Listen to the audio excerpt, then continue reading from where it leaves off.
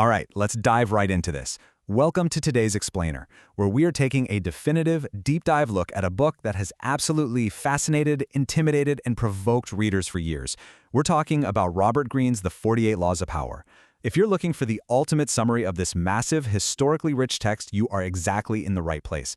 Our goal today is to distill this vast work right down to its absolute core. Now, keep in mind, what we're looking at here isn't a moral guide. It's an objective, completely amoral historical framework. Power is a game. It's a dynamic that is played out in royal courts, in parliaments, and in corporate boardrooms for centuries. And the harsh truth is, everyone is involved in this game, whether they actually realize it or not. So that brings us to the ultimate question.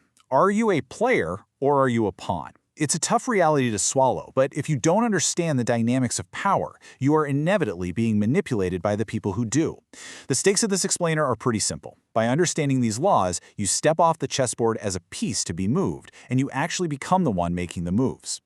Here is our game plan for today. Don't worry, we're not going to hit you with the rapid-fire, exhausting list of 48 individual rules. To make this incredibly efficient, we've categorized the book's vast historical lessons into 5 highly digestible masterclasses: managing hierarchy, controlling perception, navigating relationships, action over argument, and finally, the ultimate law, formlessness. Let's jump right into the first one. Masterclass number 1, Managing Hierarchy, the delicate balance of power above you. To really understand law number 1, never outshine the master, we have to look at the incredible contrast between 2 brilliant historical figures. First, take Nicolas Fouquet, who was King Louis XIV's finance minister. Fouquet threw the most spectacular, lavish party the world had ever seen just to honor the king. I mean, the food, the fireworks, a custom play by Molière, it was dazzling. But it was too dazzling. Fouquet inadvertently made the king feel incredibly insecure and completely outshone. The result? The king basically found a flimsy excuse to arrest him, and Fouquet spent the last 20 years of his life in solitary confinement. Talk about backfiring. Now compare that to Galileo. Galileo was struggling, mostly relying on piecemeal gifts from his patrons to get by. But when he discovered the 4 moons of Jupiter, he didn't just publish his findings. He cleverly aligned his massive discovery with the Medici dynasty. He noted that Jupiter was the Medici symbol, and those 4 moons harmonized perfectly with Cosimo II and his 3 brothers. He literally aligned his masters with the stars. Galileo gained a lifetime salary and immense influence because he didn't try to outshine his master, he made his master shine brighter than everyone else in the room. And that strategy perfectly sets up Law 11, learn to keep people dependent on you. Back in the 1840s, Otto von Bismarck was just a young politician, but instead of aligning himself with the strongest, most popular leaders, he intentionally aligned himself with King Frederick William IV, a noticeably weak and indecisive ruler. Bismarck effectively became the king's spine. He pushed through a massive military buildup, using his own iron and blood to counteract the king's weakness. Over time, the king grew completely, utterly dependent on Bismarck's strength just to survive against his political enemies. So the crucial takeaway here is this: Bismarck eventually pulled all the levers of the German Empire without ever actually having to wear the heavy, vulnerable crown himself. Dependency literally equals power. Masterclass number 2, Controlling Perception. Power isn't just what you do, it's what people think you do.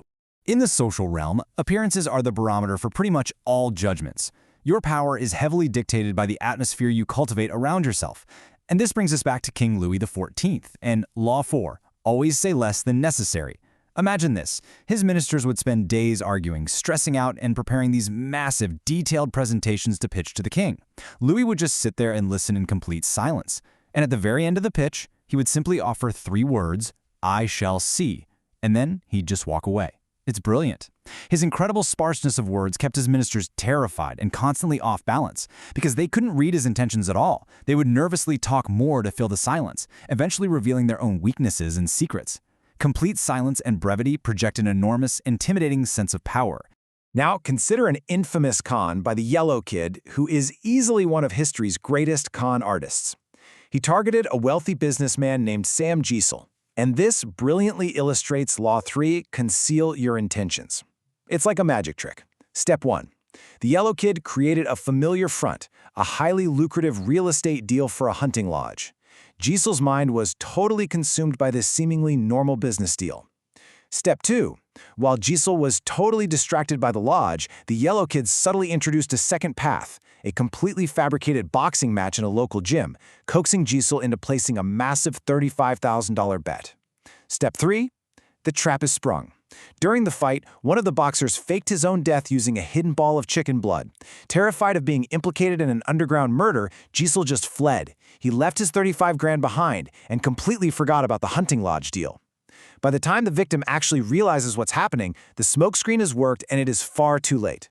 Another massive part of controlling perception is Law 6, court attention at all cost, specifically by cultivating mystery. Take Mata Hari. When she arrived in Paris in 1904, she was actually just a Dutch girl named Margarita Zell with absolutely no professional dance experience. But she fabricated this wild, ever-changing origin story, claiming she was a Javanese princess performing sacred Hindu dances. Because her story was constantly shifting and full of holes, the public was completely enthralled. They couldn't instantly figure her out or categorize her. That unknown element creates intense anticipation. Wrapping your actions in subtlety and mystery acts like a giant magnet for attention, and by extension, power. Moving on to Masterclass number 3, Navigating Relationships, the Danger of Friends, and the Peril of Misery. Robert Greene presents some highly counterintuitive rules regarding the people closest to you. Sometimes your biggest threats aren't actually your enemies. Here is a stark historical warning for Law 2. Never put too much trust in friends. Back in the 9th century, Emperor Michael III of the Byzantine Empire desperately needed someone he could trust, so he naturally chose his best friend Basilius, a peasant horse trainer who had actually saved his life once. Michael gave him endless wealth, a top-tier education, and ultimate power as the head of the army. But an act of extreme, one-sided kindness often drastically unbalances a relationship. Basilius started feeling oppressed by all the charity. He wanted more. He totally forgot the favors, and eventually he murdered Michael, literally parading his severed head on a pike. The harsh lesson here: friends are easily aroused to envy. Another massive relationship danger is outlined in Law 10, avoid the unhappy and unlucky. Greene calls this infection. The 19th century dancer Lola Montez is the ultimate example of this. She wasn't just having a string of bad luck, she actively drew disaster upon herself through her own inherent instability. She became the mistress of a highly promising newspaper owner who ended up getting killed in a duel fighting over her. Then she bewitched King Ludwig of Bavaria, inciting massive riots until he was literally forced to abdicate his entire throne. You can genuinely let your life be ruined by someone else's misery. When you recognize an infector, do not try to help them. Don't try to save them. Just flee, or you will absolutely suffer the consequences. Masterclass number 4. Action over argument. Winning without saying a word. Arguing pretty much always creates lasting resentment, and words are incredibly easy to misinterpret. If you want to persuade a powerful person, a physical demonstration brings undeniable proof without offending their pride. This sequence brilliantly illustrates Law 9. Win through your actions, never through argument. So, when Michelangelo was finishing up the legendary statue of David, the mayor of Florence, a guy named Soderini, complained that the statue's nose was just too big. Now, Soderini prided himself on having a great aesthetic eye. Michelangelo knew for a fact that arguing would just offend his wealthy patron, but actually altering the nose would completely ruin his masterpiece. So what does he do? Instead of arguing, he grabs a handful of hidden marble dust, climbs up the scaffold, and merely pretends to chisel the nose while slowly letting the dust fall from his hand. He changed the mayor's perspective, not the actual stone. Soderini looked up and was thrilled. Michelangelo proved his point and won a massive victory without saying a single negative word. And finally, Masterclass number 5. The ultimate law, formlessness. The rules of power are always in flux. Everything we've discussed so far requires supreme adaptability, which leads us to the final rule of the book, Law 48. Assume formlessness. True power is fluid, kind of like water or mercury. It takes the shape of whatever is around it. If you build a massive static fortress to protect yourself, or if you rely too heavily on a rigid, predictable strategy because it worked for you in the past, you become an incredibly easy, stationary target for your enemies. The world is constantly changing, right? The exact circumstances that brought you success yesterday might be the very things that destroy you tomorrow. The most powerful people throughout history are the ones who can rapidly change their form, keeping their enemies completely unable to guess what their next move will be. So, we conclude this explainer with one final, lingering question for you. Now that you know the laws, how are you going to play the game? We've summarized the brutal, brilliant, and completely timeless strategies from history's greatest masters. You've seen exactly how they managed the hierarchy above them, how they masterfully controlled public perception, how they navigated treacherous personal relationships, and how they remained utterly formless in the face of change. Remember, this knowledge is just an amoral tool. It's completely up to you how you decide to apply it to your own path. Thanks for joining us on this deep dive into the dynamics of strategy and power.